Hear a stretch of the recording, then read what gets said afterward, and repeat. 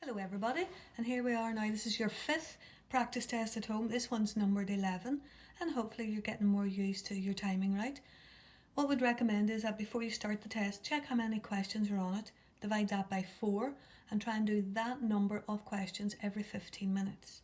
If you can, try and leave yourself about 5 minutes at the end, just for some checking, but we'll talk about checking as we go along.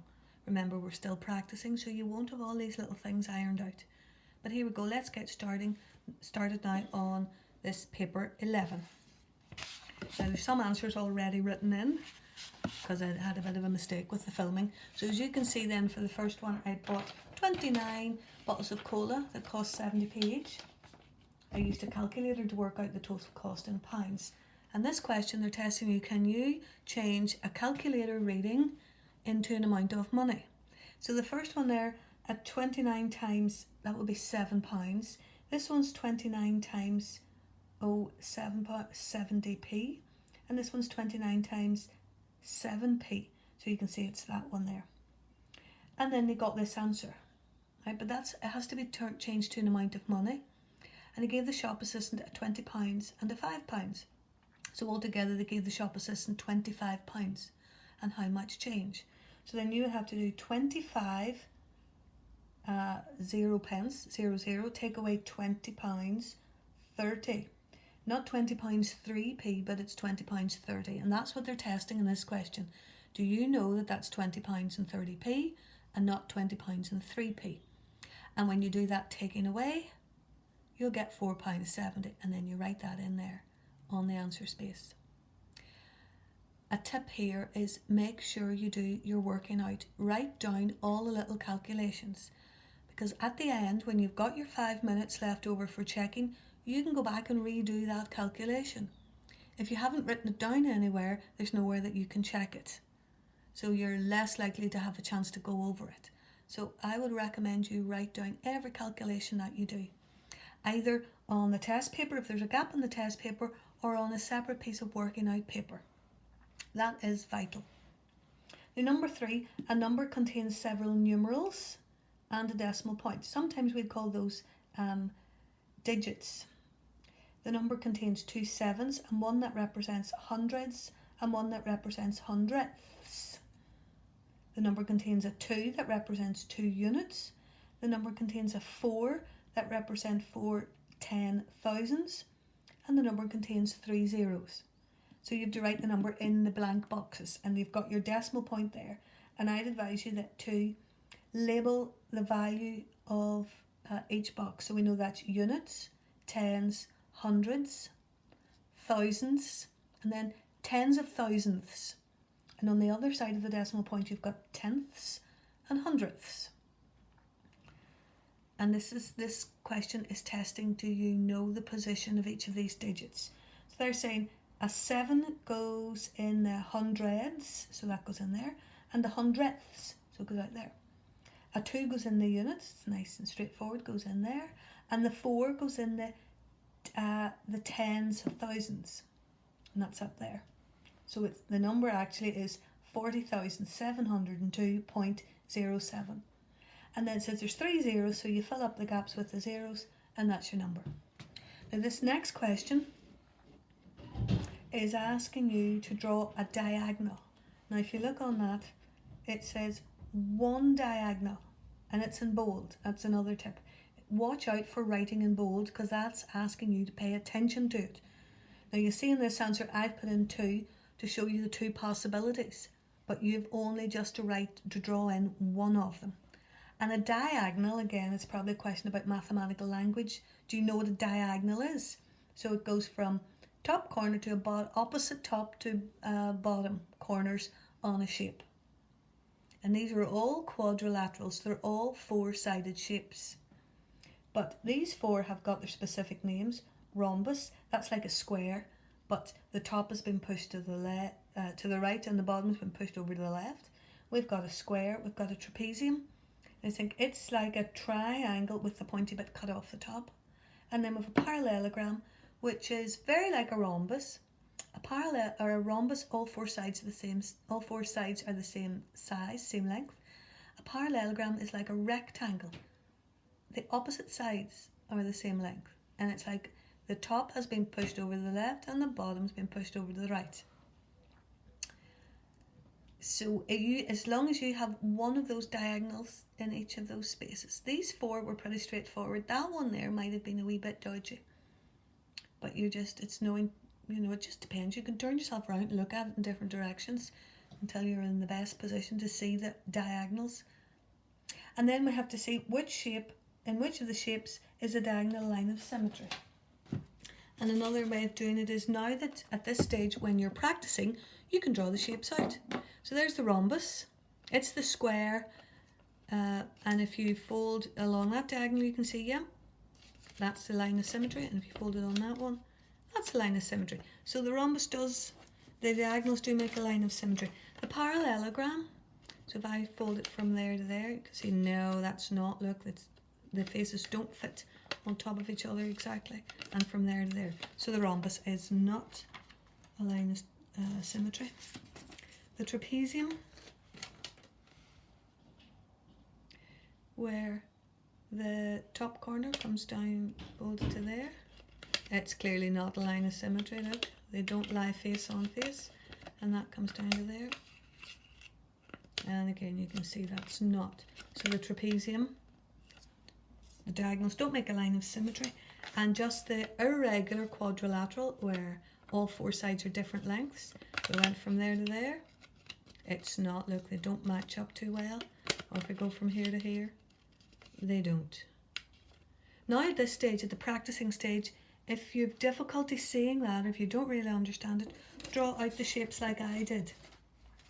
Cut them out and fold them and play about with them, so you've got a good experience of handling the shapes and you know what they do, or what the properties are, what the sides are like, what the diagonals are like, what sides are the same length, and things like that. So those are the two, and it was the rhombus and the square where the diagonal did give us a line of symmetry. On page 2, this is part of a database about players on a football team. I've got all their names. They've all their names, their ages, their heights in metres, the number of games they played, and the number of goals each of them scored. We have to name all the players who played more than 15 games and who scored more than 5 goals. So we have a couple of things to do. First of all, we'll take this in 2 parts. The players, they played more than 15 games. So go along, put a little tick. He played more, no, yes, no, yes, no, yes. They've all got a tick. But they scored more than 5 goals. Yes, yes, yes, yes, no, no, he scored 5 on the dot, so that's not more than 5, yes and yes. So now we want to see who had both, as a tick beside both the games played and the goals scored. So Dave does, Edward does, Gary does, and Larry does. We have to write those 4 names in there. Dave, Edward, we've got Gary and Larry. So we have to have those 4 to get a mark. Now write the names of the players who are less than 11 years old. Less than 11. So go along and give them a tick. He's 12, he's 11, so he's not less than 11. Less, no, no, no, yes, yes. So we have 3 of them. So we have Frank, we have Carl, and we have Larry. So those 3 all fit on that. Again, those 3 for the 1 mark. And now it says, the database is presented in alphabetical order, so you can see according to the players' names. That's how they've organised the database. It's rearranged and presented in order of the players' heights, starting with the tallest. Now, who is now the penultimate place on the list? Again, that's a language, that's a math, not necessarily mathematical, but penultimate just means second from the end, second last. Not the person who's the very last on the list, but the person just in front of that. And then there's no way around this. You have to now list all these players according to height. Start with the highest and work your way down. So we have a 1.68 metres, we had a 1.62 metres, we had a 1.60, 1.58 metres, 1.57 metres, 1.55 metres, 1.49 metres and 1.48 metres. So second from last was the 1.49 and that was Dave. You'd write Dave's name in there. It says who is the player, so you have to have his name. You can't write 1.49 metres. You have to have Dave's name in there. And next one down now. Sequence follows this rule, and the rule is treble the number and subtract 3. You have to know that treble means times by 3. So the previous number, you treble it, you times it by 3, and then you subtract 10. So we'll leave that one out. We'll come to that one at the end. We can do this one when we're working forwards. We can treble 32. Now, just do the wee sum if you like. You think you probably can do that in your head. I'd imagine you could. But if you write it down, you can go back and double check it. 3 2s are 6, 3 3s are 9, and then subtract 10 leaves us with 86. So 86 goes in there. For this one, we have to work backwards. So instead of subtract 10, we add 10. So it's 8, add 10, gives us 18. And then instead of trebling the number, timesing by 3, we have to divide by 3. So 18 divided by 3 brings us back at 6. Now look at that. My working out there has gone a wee bit over the line. So be very careful. Your working out doesn't cover over where the answer should be. Okay, so that 6 goes in there. A clock shows this time 15:12. Tick this time on the 12-hour clock. 12 hours, so we've got AM or PM. Let's see, 15:12. On the hours side, we have to take away 12 hours. 15 take away 12 leaves us with 3. So it's 3:12, but that would be PM. So that's the one there that you would tick. Okay, page 3.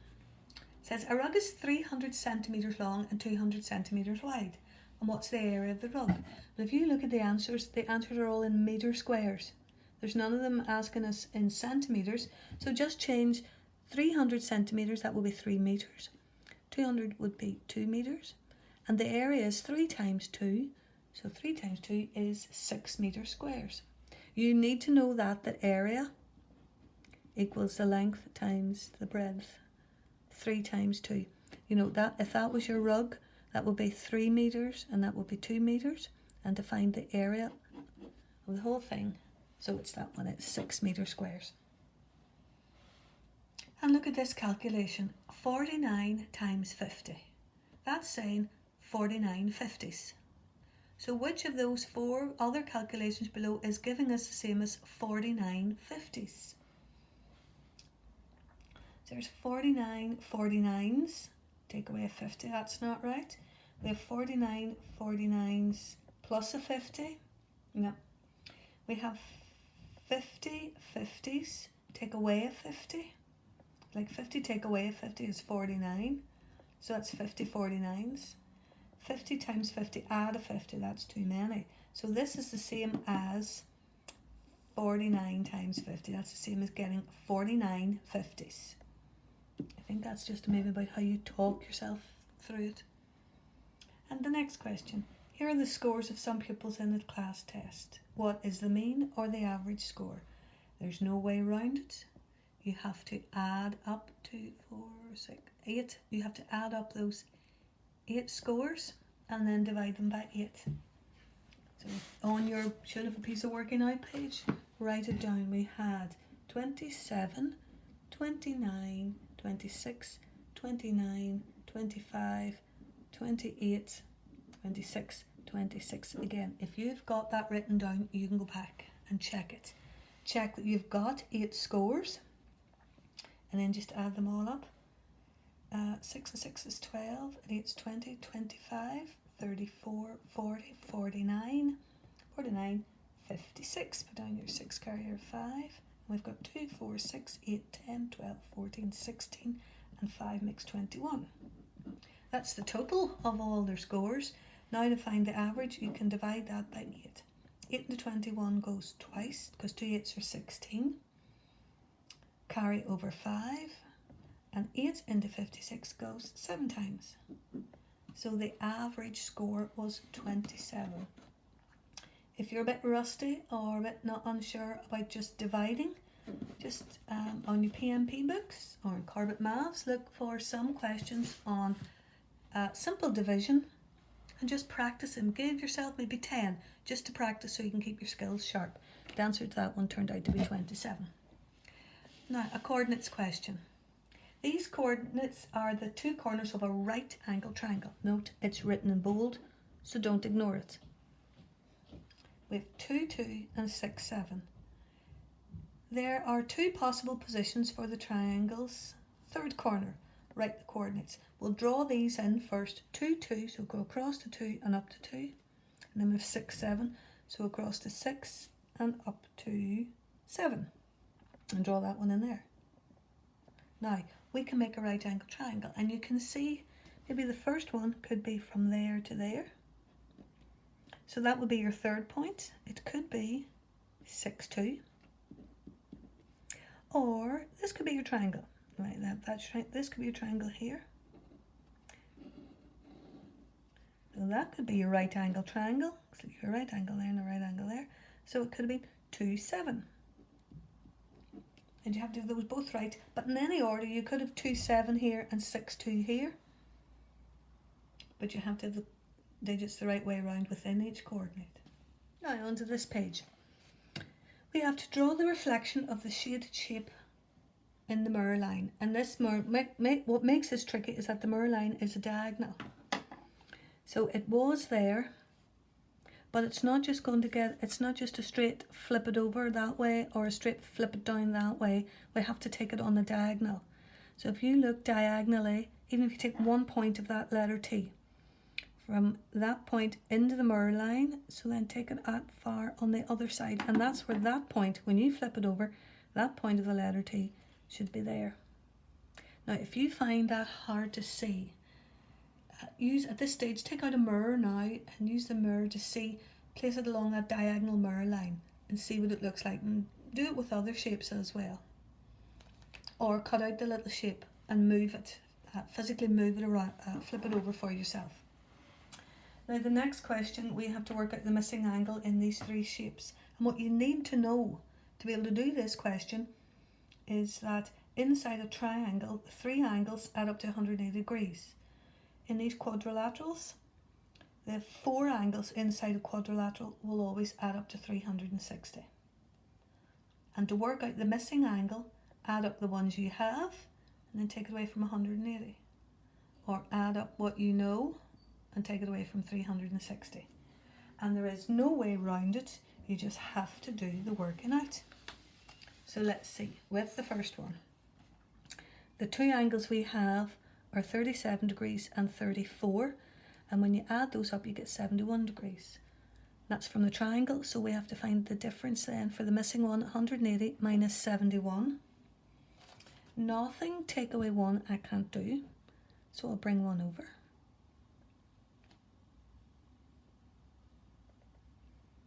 So 10 take away 1 is 9. Now I have 7 take away 7 is 0, and 1 taking nothing is 1. So on this one, on angle A, the missing angle was 109. Now for the next one, if you can see, they've only given us one angle, but by drawing in those squares, they're telling us that's 90 degrees, and that's 90 degrees. So altogether, I have three angles in that quadrilateral. I have a 90 and a 90 and 112. 9, 9, 18, 19. So the three angles I have add up to 292 degrees. But then I have to take 360, take away 292. Nothing, take away 2 you can't do. There's 6, bring 1 over, and you're left with 5. 10 take away 2 is 8. 5 take away 9 you can't do, so bring one of those hundreds over. So 15 take away 9 is 6, and 2 take away 2 is nothing, so you're left with 68 degrees. So angle B is 68 degrees. And now angle C. They've given me the three angles. They've told me I have 106 degrees, 103 and 115. And 6 and 3 is 9, and 5 is 14. Do I need 4? Carry 1, 2, and 3. So 324. So again, because I know there's 360 degrees, take away the 324. 10 take away 4 is 6. 5 take away 2 is 3. And 3 take away 3 is not. So the missing angle is 36 degrees. Again, have those all written down, so if you spare time at the end, you can double check that you've added up 3, that you've done your taking away, and it's not wasting your time. Now, if it's a fraction question, there are 180 children in the school. There are 78 girls in the school. The incomplete fraction below shows what fraction of the pupils are girls. So complete the fraction. Well, what we know is, altogether, there are 180 children in the school. That will be the bottom number in your fraction. And out of those 180, 78 are girls. So how did we get from 180 down to 30? You divided that by 6. So you have to do the same here.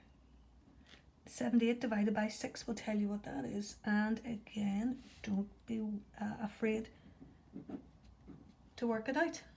6 into 7 goes once and 1 over, and 6 into 18 goes 3 times. So 13 goes in there. And those two fractions now are equivalent. That's how you got your 78 180s down to 13 30ths. And the last one on this page, circle the shortest length. Now again, that's in meters, centimeters, millimeters, and meters. So if you're not thinking clearly, or you're not tuned in, you'll think, well, it's that one, it's millimeters, that has to be the shortest length.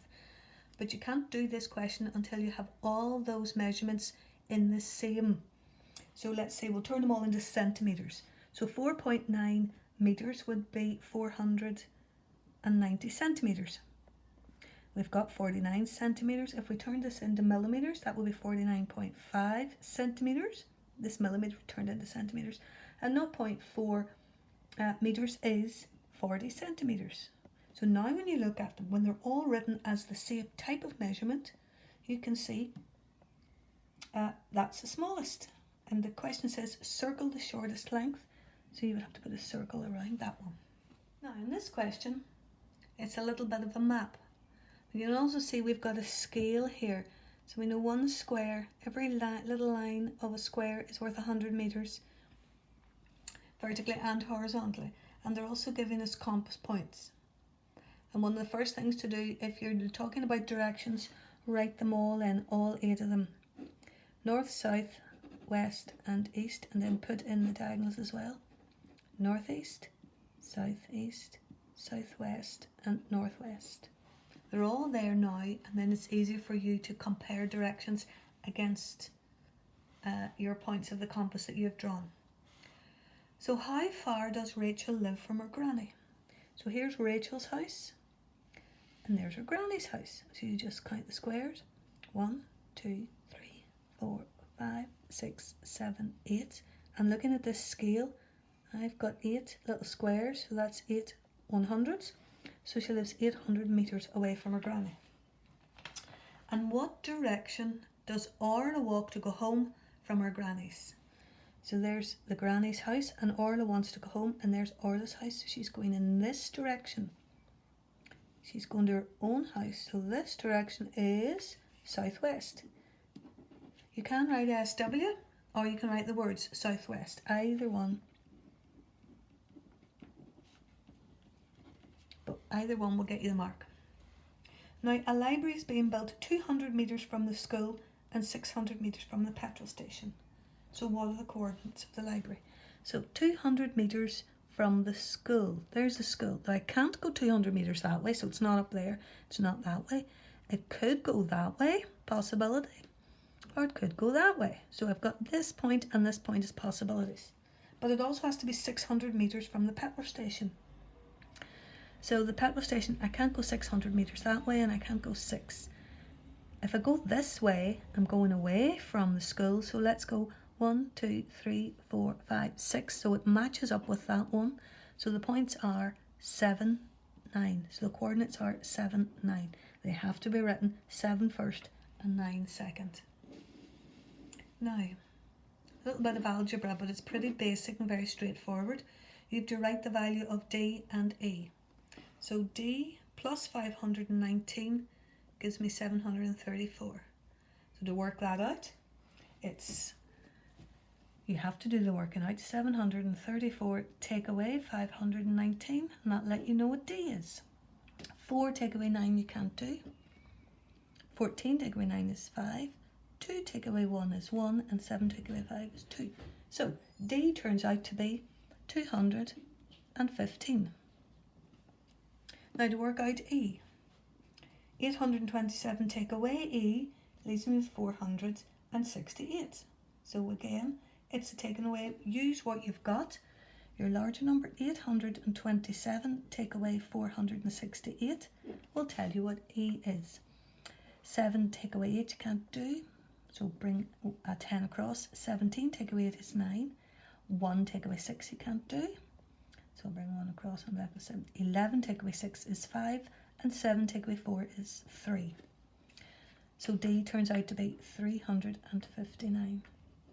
The two important things in that is that you have to do taken away, and also then you have to be able to do the taking away. You have to be able to do the subtraction.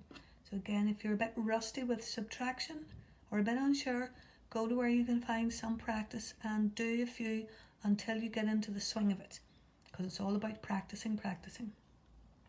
And again, you have to have these calculations written down so that at the end you can go back and double check. Now we have to plot these points on the grid. So we'll do that to start with. 1, 2, so we go across to 1, up to 2. 4, 1, so go across to 4, up to 1. 1, 6, go across to 1 and up to 6. And 7, 6, go across to 7 and up to 6. There's your 4 points plotted. Now we have to draw lines to join 3 of the points so we make a right angled triangle. Now, if you look, that one is on the same line as that, and that one's on the same line as that. So that bend is definitely going to give me a right angle triangle. There's nowhere else that you have points on the same line. So you can see there's your right angle, and that's where it would have gone. Now the next one, number 29, work out the perimeter of this shape. Again, it's another very typical question. First of all, you need to know that perimeter is the distance all around the outside. There's a little clue in the name perim. There's the word rim. In that, rim means round the outside. And then the second thing is there's some measurements missing from this. They haven't told us what that one is. They haven't told us what that one is. So we can't add up all the measurements around the rim or the perimeter until we know what the missing ones are. But we can work them out. So I know this whole one here, that long length is 14.9, and I know this little bit here is 3 meters. So this bit here is going to be 14.9 minus 3 meters. If you want, write it down. 14.9 minus 3 ends up at 11.9. So now I know that's 11.9 meters. And this one's missing. And again, there's the full length, 6.7. That little bit is 1. So 6.7 minus 1 meter is 5.7. And now what you have to do is add them all up. Again, there's no way around it. You just have to make sure you're going to get that right. Write them all down and add them up. So we have 11.9, we have 6.7, we have 14.9, we have 1.1, that's the 1 meter, we have 3 meters, and we've got 5.7. And double check you've got them all. There's 1, 2, 3, 4, 5, 6 measurements. 1, 2, 3, 4, 5, 6. Another part of this question is in the alignment. Do you know how to set all those different measurements out so that if the digits correctly aligned? It's another thing they're checking. They may be thinking that you might write your 1 meter in there just as 1 meter and your 3 meter just in there. You need to get them all aligned so that your adding up will be precise and accurate. So let's just add them all up. 9 and 7 is 16, and 9 is 25, and 7 is 32. Carry your 3. 3 and 5, 8, 11, 12, 16, 22, 23, and 2, 3, 4. So the total length, or the perimeter, the total distance around the outside of that shape turned out to be 43.2 meters. You have the sum there for checking afterwards. Now another shape question. Complete this. Look at the pyramid and you'd see how many faces. Again, I've made another little shape of the pyramid so that you can fold it up. But when we flatten it all out, that's it folded up 3D shape. That's the 3D form. It's a bit fiddly there, you can't see it, but I'll open it all out. So if we're counting the number of faces, you can see that there are 4 triangles and 1 square. So the pyramid has 5 faces. How many edges does it have? So it's got an edge on each of those little triangles. So there's 8 of the edges. And then vertices, that's the word you need to know, a mathematical word for corners. When it's laid out flat, it's hard to see, but in that picture you can see there's 1, 2, 3, 4, 5 again. There are 5 vertices, or 5 corners on it. Now, Cara thinks of 2 numbers, and when the numbers are added together, they make 17, and when the numbers are multiplied together, they make 72. So what can our 2 numbers be? This is just trial and error. Think of the 72, what in your tables? What 2 numbers, when you multiply them together, give you 72? Well, I know 6 12s. 6 times 12 is 72. If I add those together, 6 add 12, that gives me 18. So that's not right, because when she adds them, she gets 17. I also know that 8 9s. 8 times 9 gives me 72. When I add those together, 8 add 9, I get 17. So then the 2 numbers that Cara's thinking of is 8 and 9. You could also write them the other way around. It doesn't matter. You could write 9 and 8. How is 80% written as an ordinary fraction in its simplest form? So 80%, that's the same in a fraction, that's 80 over 100. Now don't be fooled here. Don't think, oh yeah, there it is, so I'll take that one, because that's not in its simplest form. You can simplify that down to 8/10. But don't be thinking, oh yeah, there it is, I'll take that one, because we can go even simpler. We can take that down to 4/5. And 4/5 is that in its simplest, but it's not there, so none of these is the answer. I think some of you may have been caught out on that one, because look, it said in bold, simplest form. And if you even got as far as 8/10, we can go even simpler than that. Once we get to 4/5, it doesn't get any more simple. Now, question 33. 20 students in Ranfast Primary School, and they were born on these dates in November. Okay, that's all the dates. So you just have to put in the tally marks and then the total. I think in work further down the school, you'll know how to do tally marks. You have 4 marks, and on the 5th you do a diagonal across it. You write the total. Now, it's really important, because there's so many, that you get this right. If you go across between the 1st and the 5th, there were, cross them out, the 1st and the 5th, there's 1. 5th, we can count that one. And there's 1. So there was 1, 2, 3 in there, and a total of 3. Sometimes you might get the word frequency in there instead of total. Now, between the 6th and the 10th, there's 1, the 6th and the 10th. Have I missed one? The 6th. Yes, there was the 9th, so there was 2 in there. Now, between the 11th and the 5th, 15th, 11th and the 15th, no, there's 1. 11th and 15th. And there's only 1 there. The 16th and the 20th. There was it, 6th, that one. That counts. Counts, that counts, that counts, that counts. So all together, actually there were 2, 3, 4, 5, 6, 7, and that's what they're looking for, that you can do 5, like the bar across a gate. There were 7 of those. Between the 21st and the 25th, there was 3. And then between the 26th and the 30th, there was 4. 4. Now, you now have to convert that information here, but we're grouping some of those. So we've got between the 1st and the 10th, so we're really taking those 2. And then we're going from the 11th to the 20th, so we have to put these 2 together to make that bar, and these 2 together to make the 3rd bar. So between the 11th and the 20th, those 2, there was 8, so you draw that out as far as 8. And then between the 21st and the 30th, there was 7, so that bar goes out as far as 7. It's don't worry too much about the sidelines, as long as you can show clearly that you've taken it out to the right number of pupils. And now the last one on this page is write in the missing numbers. 8 squared plus something is 103. Again, a wee bit of algebra. So I know 8 squared is 64 plus something equals 103. So that's 103 take away 103 take away 64. Take away is 9. 13 take away 4 is 9. And 9 take away 6 is 3. It's 39.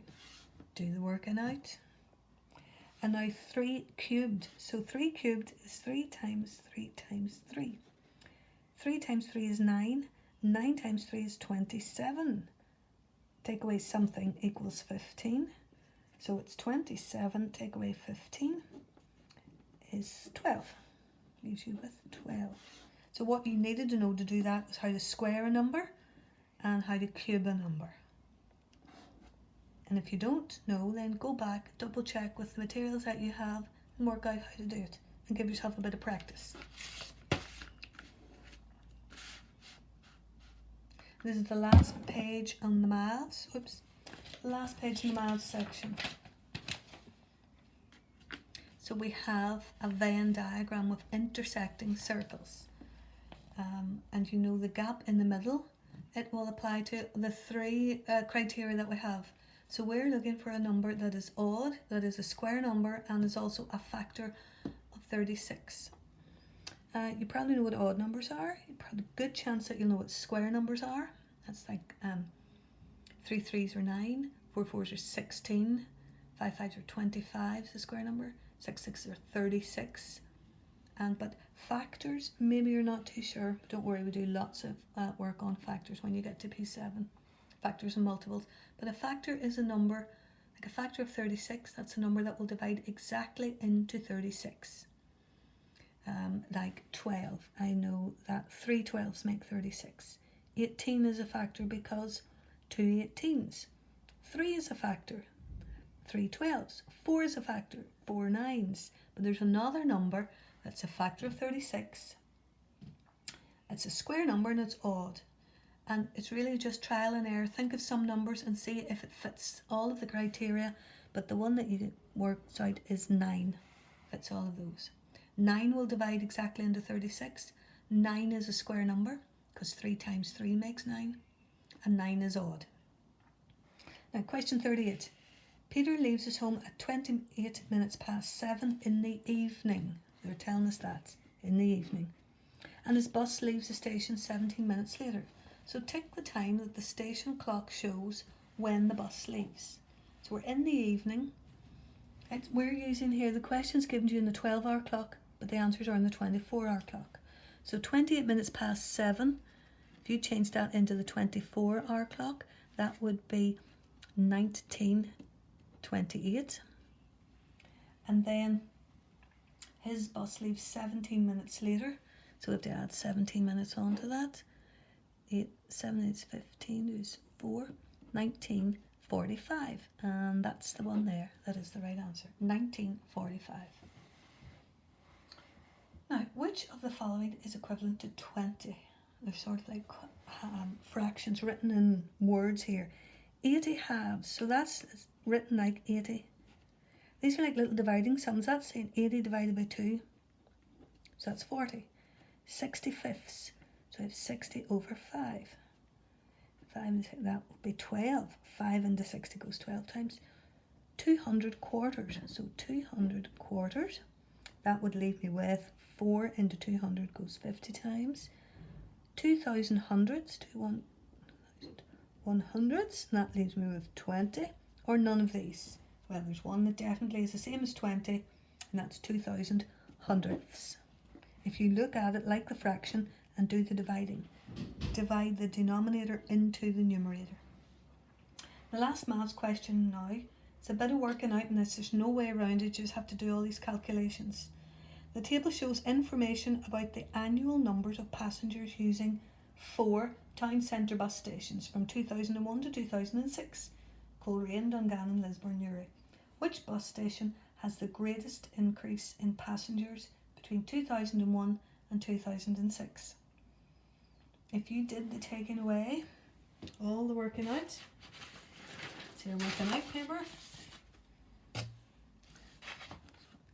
From Coleraine, the increase was 80,500. From Dungannon, it was 91,500. From Lisburn, it was 92,000 exactly. And from Newry, we had an increase of 80,000 exactly, if you'd done all those taken away sums. So there can see that it was at 92,000. It's a big increase. Lisburn.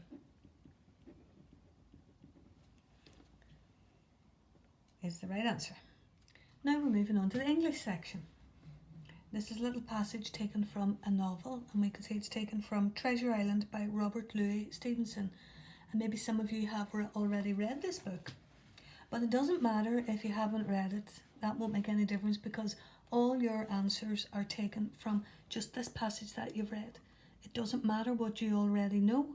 You just take your answers exactly from this. So I'll read through it and you follow it along. At last, in strode the captain, slammed the door behind him. Without looking to right or left, he marched straight across the room to where his breakfast awaited him. Bill, said the stranger, in a voice that I thought he had tried to make bold and big. The captain spun round on his heel and fronted us. He had the look of a man who sees a ghost, or the evil one, or something worse, if anything can be, and upon my word, I felt sorry to see him turn so old and sick. Come, Bill, you know me. You know an old shipmate, Bill, surely, said the stranger. The captain made a sort of gasp. Black dog, he said. And who else? Returned the other, getting more at ease. Black dog as ever was, come for to see his old shipmate Billy at the Admiral Benbow Inn. Ah, Bill, Bill, we have seen a sight of times. Since I lost them 2 talons, said the stranger, holding up his mutilated hand. From Treasure Island by Robert Louis Stevenson. Right, first question. What evidence in the passage tells us that the captain was familiar with the place that he entered? And it's right up there at the top, without looking to the right or the left. That means he just walked straight in. So write all that in without.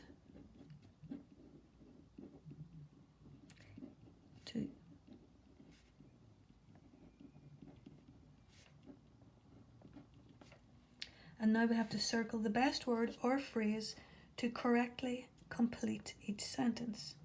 So the captain's name is Bill.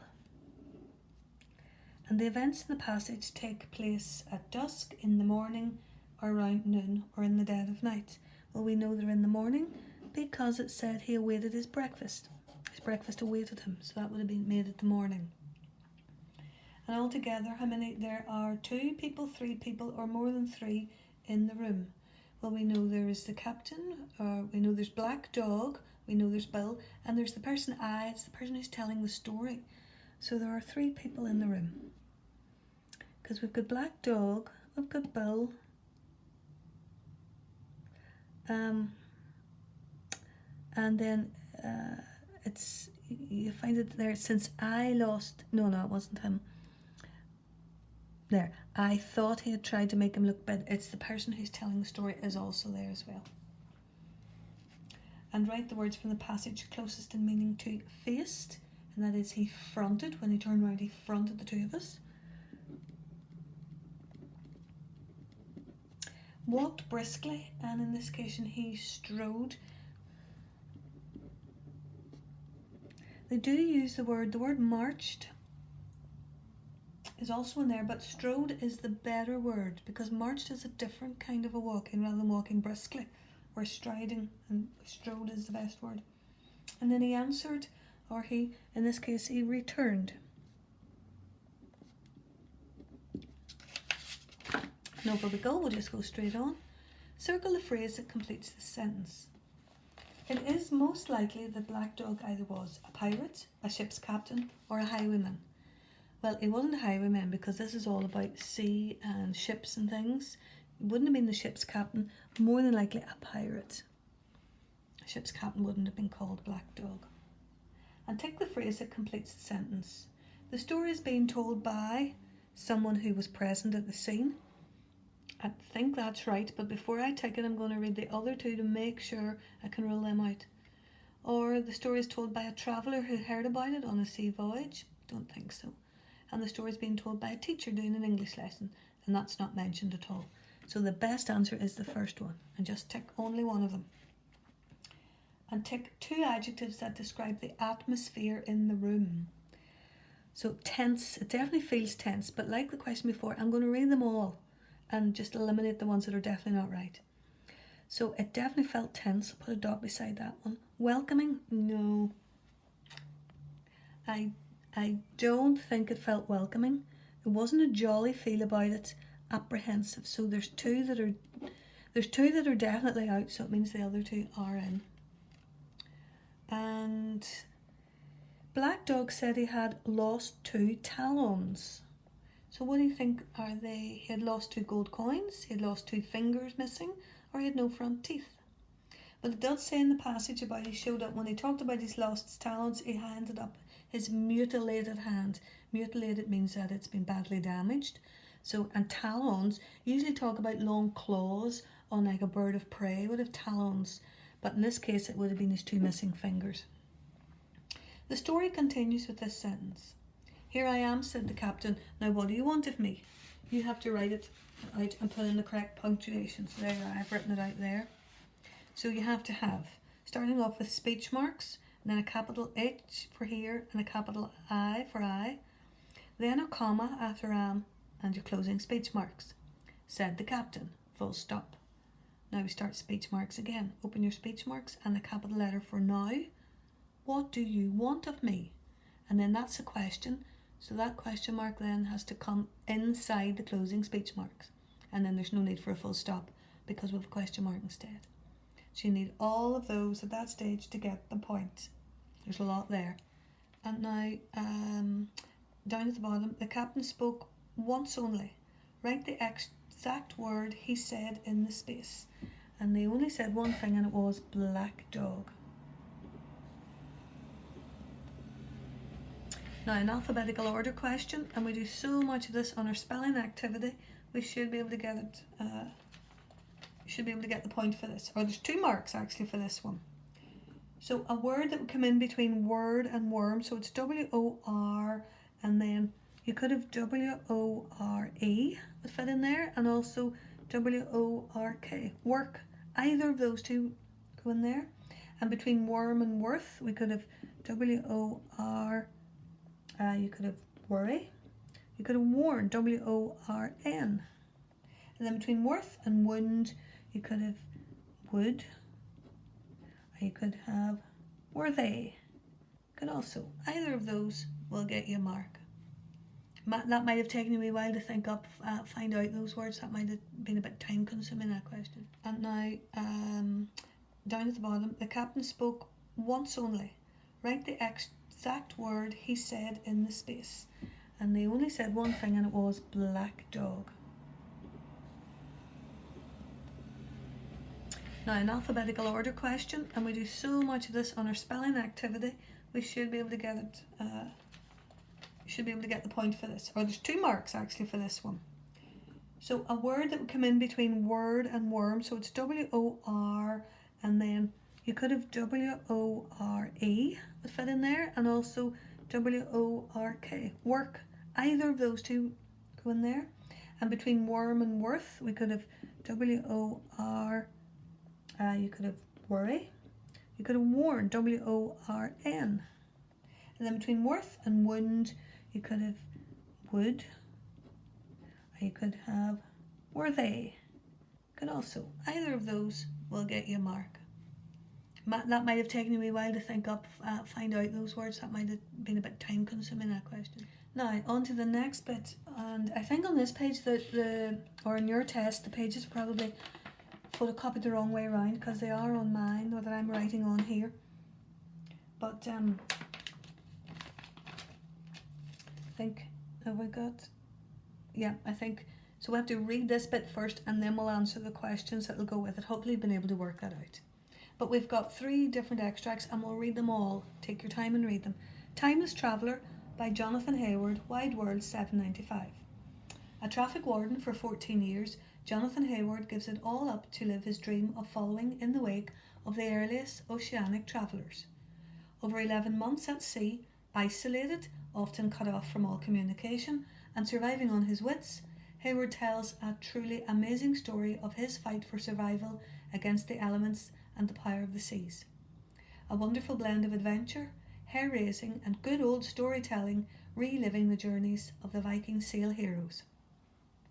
In the next passage, Whales, Giants of the Oceans, edited by Susan Sullivan, Nature Unlimited, $21.95, HBK.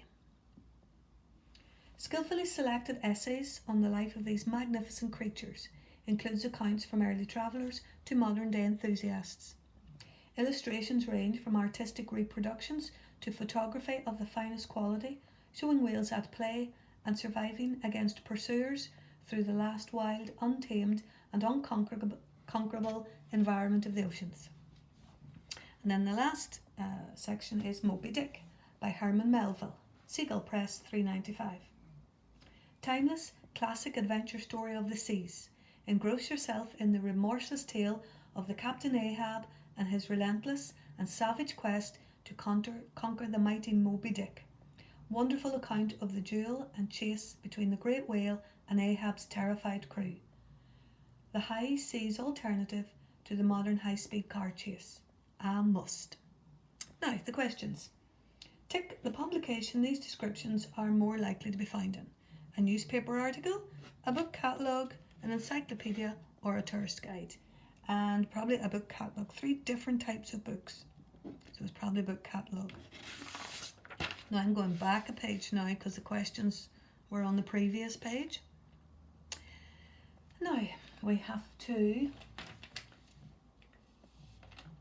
tick the library section in which you would find about whales, giants of the oceans, and that's most likely in the natural world. It's not biography because that's about people's lives and hobbies. It's not really a hobby. Which book would be kept on the fiction shelf? And that would be Moby Dick. One of the books is in hardback form, and which one is that? And that's the one that had HBK, The Whales, Giants of the Sea. And it's important. Giants of the Ocean. It's important that you read everything when you're doing the comprehension. Giants of, my writing is oceans. Because if you looked on that, it's important you read everything. You probably would have maybe skimmed over the price, but there it says HBK, and that's an abbreviation for hardback, which means it's a more expensive copy than a paperback. Write a word from the boxes that is similar meaning to hunters, and that was pursuers, and that was, where was that? Pursuers there on the oceans. So put that one in there. You can see the word pursuers, so you have to spell that correctly. Right, it's hard to write in that folded up page. And tick the means of travel used in Timeless Traveller. A powerboat, an ocean liner, a sailboat. Well, they're all vessels that could go on the ocean, but the clue that we get from the passage tells us that he went in the trail of up here, the earliest oceanic travellers. Early ocean travellers wouldn't have been on a powerboat and they wouldn't have been on an ocean liner. They'd only have been on a sailboat. So that's the one you tick. And which adjective tells us that Jonathan Hayward travelled on his own? And within that, the word isolated.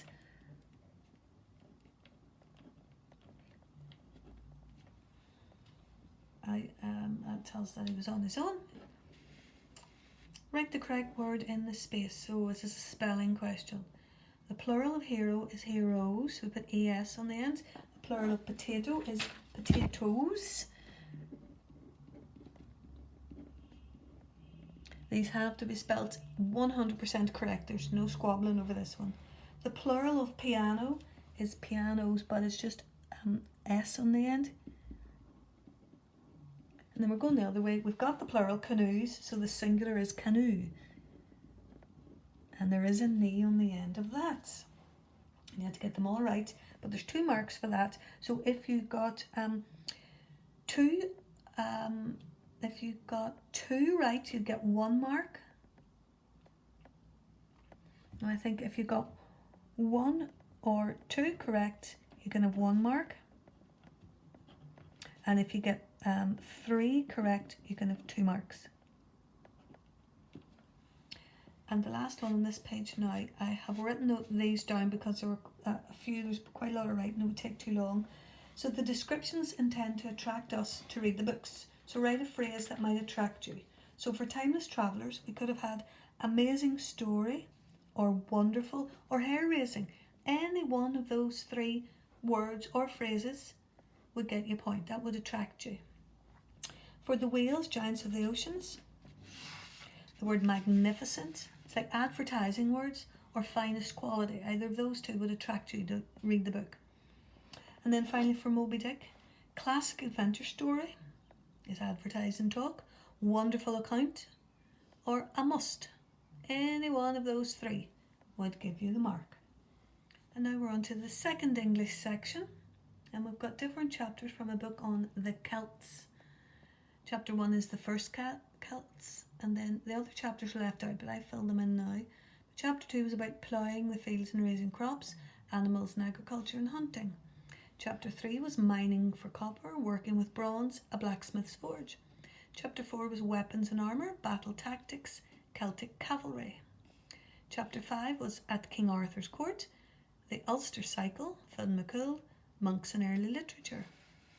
And chapter 6 was special food and drink, festival preparation, in the darkness of winter. And then it also tells us there is a glossary and an index. And when we turn over, when we look at the questions, choose the correct chapter headings from those suggested below. And you have to write the heading in the correct space on this page. And we have 9 to choose from, so you're not going to need all of them. The first one was written in for you, the first Celts. You will not use all the suggested headings. And when you look through them all, like chapter 2 was food and farming, chapter 3 was working with metal, chapter 4 was warriors and warfare, chapter 5 was myths and legends, chapter 6 feasts and celebrations. And you'd realise, if you looked at the Roman conquest, there's nothing mentioned about the Romans there. Horsemen and charioteers, nothing really there. Chapter 4 is more about warriors and warfare. And then society and the government, that wasn't really mentioned in anything at all. Alright, so that should have been, you should have got those ones all filled in. And then we move on to question 32. James wanted an explanation of the word society and tactics. So what page would he go to? If you look back, it couldn't tell from any of those chapters, so I wouldn't know, but right at the bottom it tells us there is a glossary. A glossary is a mini dictionary that just has the words that are associated with the book that you're reading. So I know then he would go to page 57 to find out what society and what tactics meant. And write the number of the pages to complete these sentences. To find out about growing wheat, you would go to, wheat would be there, ploughing the fields and raising crops. So that's page 14. To find out about making a bronze sword, that would be working with metal. So it wouldn't be the copper one, it would be with bronze. So that's page 25. Now, here's the book cover. The Living Past series, The Celts, Hugh E. Cullen, illustrated by I.C. Moore. There's a picture of a Celtic bracelet, published 2002, History Press. Explain the meaning of the phrase, illustrated by I.C. Moore. So anything you have done in there, he produced the drawings, made the drawings, did the drawings, anything that lets us know that I.C. Moore did the drawings that accompany the book. What phrase tells you that the publishers produce other books on similar subjects? And it's the word there, the Living Past series. So a whole series of books, so that's the one. Now we're on the last page, and hopefully I haven't missed any this week. And this is a poem, Stones of Time. The piercing wind sings its haunting songs through the cold grey ring of stones that stands upon this mountainside, keeping their faithful watch of 5,000 years. This place that now seems bleak and barren once listened to the sounds of other songs, when people called and played and danced, and children learned the legends of their kin. They heard the stories of their heroes told, of chieftains, knights, and warriors bold. They thrilled at thoughts of adventuring days when they would spread out on their ways. The ancient voices echo around me soundlessly, a silent waterfall through the generations. But thrush and skylark, they still make their call. Sounds the centuries have not changed at all. By P. Stewart. And just going on what you've read in this poem, circle the word that completes the paragraph. In the poem, the writer is standing near a modern age, an old age, or a Stone Age monument. The best word could be old, but the better one is Stone Age, because it talks about stones through the cold grey, a ring of stones. And the place is now empty and desolate, empty and fertile. That means things grow a lot on it. Empty and crowded, but desolate means that it's deserted. Nothing's really growing there. And he pretends the sounds that people use were long ago. He imagines the sounds that people used to make, or he images the sounds that people used to make. And he imagines. And finally, the last wee bit. The writer describes some things that might have happened in this place a long time ago. Tick the things he thinks have happened there. Now, we have to tick 3. So you have to tick 3. If you tick 4, even if 3 of them are right, but you've ticked 4, you won't get the mark. So 3 and only 3. There's more than 3 choices, so read them all and eliminate the ones that are no use. So, does he think the battles were fought there? There's no mention of battles, really. There's stories, heroes of warriors and knights of bold, but there's not much of battles. The children played and danced. We do know it says